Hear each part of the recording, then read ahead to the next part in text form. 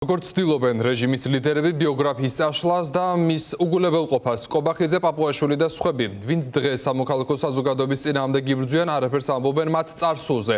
მაგალითად, ივანიშვილის პრემიერ-მინისტრი წარსულში სოროსის ფონდთან და USAID-თან თანამშრომლობდა.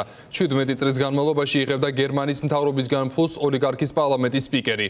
გამოდის, რომ წლების განმავლობაში თავად მუშაობდნენ სხვადასხვა საერთაშორისო ორგანიზაციაში და უცხოური ძალისგან ჩარიცხულ თანხებს ხელფასის სახით იღებდნენ. მარიკა ბოლქვაძე დეტალებით. დიახ, გიორგი, ქართული ოცნების წარმომადგენლები ახლა საკუთარი ისტორიის და სამუშაო გამოცდილების გადაწერას და გაქრობას ცდილობენ. კერძოდ, ირაკლი კობახიძე, შალვა პაპუაშვილი ამ ბოლო დროს მედიებთან აქტიურად აკეთებენ კომენტარს იმის შესახებ, რომ მათ არანაირი კომუნიკაცია არ ჰქონიათ ცხოვრების არც ერთ ეტაპზე საერთაშორისო ორგანიზაციებთან და მეტიც არასდროს უმუშავიათ საერთაშორისო ორგანიზაციებში. თუმცა, სხვას ამბობს მათი ისტორია, სამუშაო გამოცდილება, ამის ვიდეო მტკიცებულებები, ფოტო მტკიცებულებები, დოკუმენტური მტკიცებულებებიც კი არსებობს, რომ ისინი ნამდვილად მუშაობდნენ არასამთავრობო ორგანიზაციებში. მაგალითისთვის, ირაკლი კობახიძე წლების განმავლობაში მუშაობდა საერთაშორისო ორგანიზაციაში UNDP-ში, გარდა ამისა 2000-2001 წლებში აქტიურად იყო ჩართული ამერიკული საერთაშორისო ორგანიზაციის USAID-ის დაფინანსებულ პროგრამებში.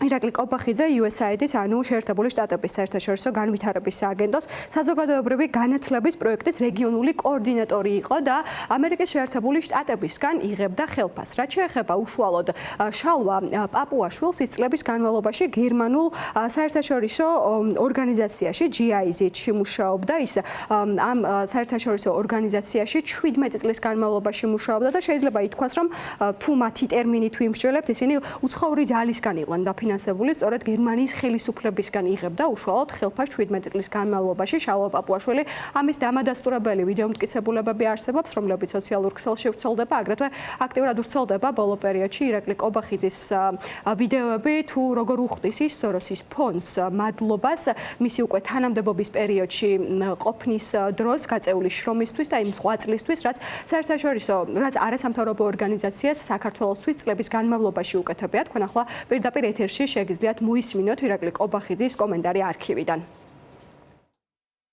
მოგესალმებით, ქალბატონებო და ბატონებო.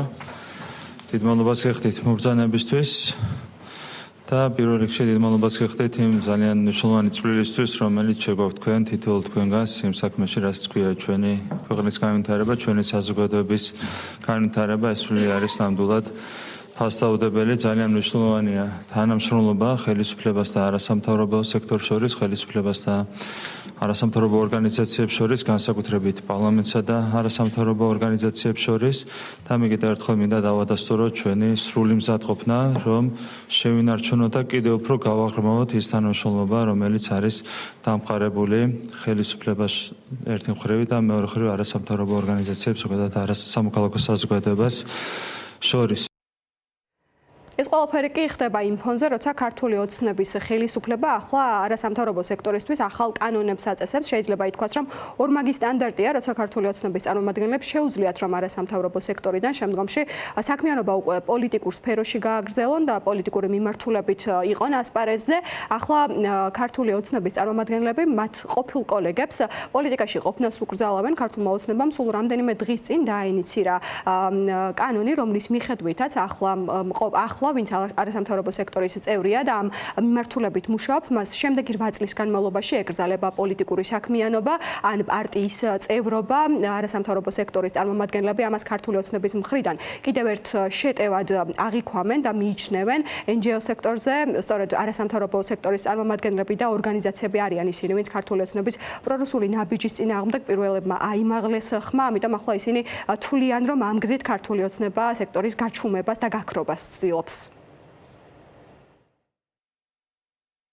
არსებობს არა მხოლოდ ვიდეოები და ფოტოები, რომლებიც აღწერს როგორ თანამშრომლობდნენ ეს ადამიანები, იქნება USAID, GIZ თუ სხვა ორგანიზაციებთან, არამედ არსებობს ამისი დოკუმენტები, ხო? ახლა შალვა პაპუაშვილი GIZ-ში მუშაობდა არა 1 და 2 წლის განმავლობაში, არამედ რამდენადაც მე მაქვს ინფორმაცია 10-ზე მეტი წლის განმავლობაში და ის იყო ერთ-ერთი ძალიან მნიშვნელოვანი პროგრამის ხელმძღვანელი, ვითაც ერთმანეთს ახორციელებდა ზუსტად იმ საქმიანობას, რა საქმიანობაც ეხლა მოიაზრება მათი რიტორიკის თანახმად ქვეყნის ღალატად. და ეხლა, როდესაც დაავალეს მათ, რომ რაც შეიძლება მეტად უნდა მოახდინონ სამოქალაქო სექტორის წარმომადგენლების რეპრესირება, ფაქტობრივად იძულებულები გახდნენ, რომ შავზე თქვან, რომ თეთრია და თქვან, რომ რაღაცა თავისი 15 წლიანი სამუშაო გამოცდილება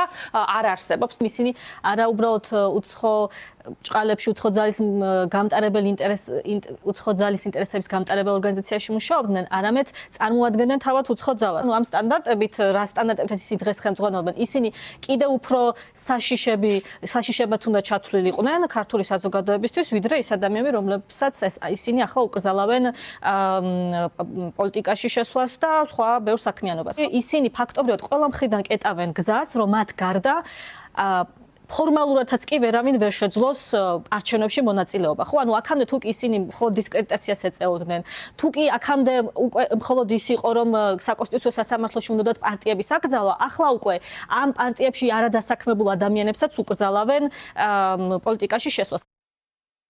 როგორც გითხარით, მხოლოდ ირაკლი კობახიძე და შალვა პაპუაშვილი არ არიან ის პირები, რომლებიც ქართული ოცნებიდან არასამთავრობო სექტორში და საერთაშორისო ორგანიზაციებში იყვნენ დასაქმებული და ხელფასს იღებდნენ. მათ შორის არიან ქართული ოცნების ახლანდელი განათლების მინისტრი გივი მიქანაძე, ქართული ოცნების ახლანდელი თავდაცვის მინისტრი ირაკლი ჩიქოვანი, სოზარ სუბარი, ნიკოლოზ სამხარაძე, რატი იონათამაშვილი, მარიამ ლაშხია. ეს ადამიანები ქართული ოცნებიდან არიან, ნაწილი ცხადია იმ წევრებიდან, რომლებიც წლების განმავლობაში არასამთავრობო სექტორში საერთაშორისო ორგანიზაციებში მუშაობდნენ, მათთან თანამშრომლობდნენ, მათთან ერთად კოლაბორაციით სხვადასხვა პროექტებს ახორციელებდნენ, მათ 10 წელზე მეტი აქვთ ამ სექტორში გატარებული, თუმცა როგორც ჩანს, ახლა სხვა არასამთავრობო სექტორის წარმომადგენლებისთვის ამ ქვეყანაში იკრძალება ის, რომ პოლიტიკური საქმიანობა გააგრძელონ, როგორც ქართული ოცნების წარმომადგენლებმა, როგორც მოისმინეთ, არასამთავრობო სექტორისთვის კიდევ ერთ წინაღობად აღიქვამენ სფეროს წარმომადგენლები ქართული ოცნების მხრიდან გადადგმულ ამ ნაბიჯებს.